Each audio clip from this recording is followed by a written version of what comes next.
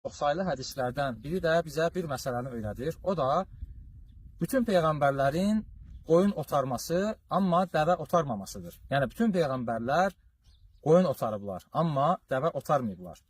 Bunun səbəbi haqqında isə alimlər buyururlar ki, ola bilsin ki, bu dəvələrin kinli və kobud heyvan olmaları ilə əlaqəlidir.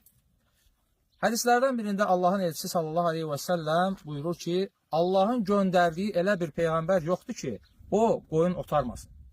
Sahabələr deyirlər ki, ey Allahın elçisi, hətta səndə mi? Deyir, bəli, mən də Məkkənin cığırlarında qoyun otarmışam. Əziz izləyicilər, dedi ki, dəvələr haqqında hədislər çoxdur və bu hədislərdən uzun bir hədisin qısasını deməyə çalışacağım.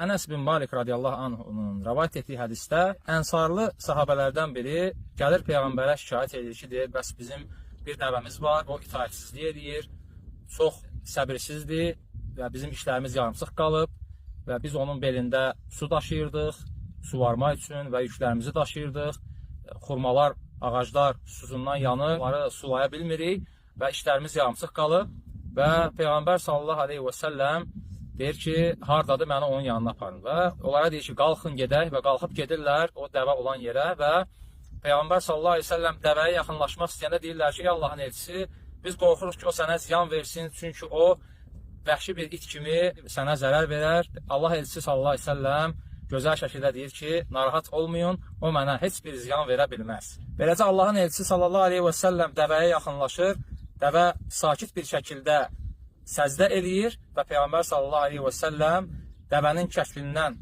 tutur və dəvə ona itaət edir və artıq dəvə işləməyə başlayır. Subhanallah. Və sahabələr bu məqamda təəccüblənirlər və deyirlər ki, ey Allahın elçisi, bu dəvənin ağlı yoxdur, bu Allahın heyvanının ağlı yoxdur, o sənə səcdə edir.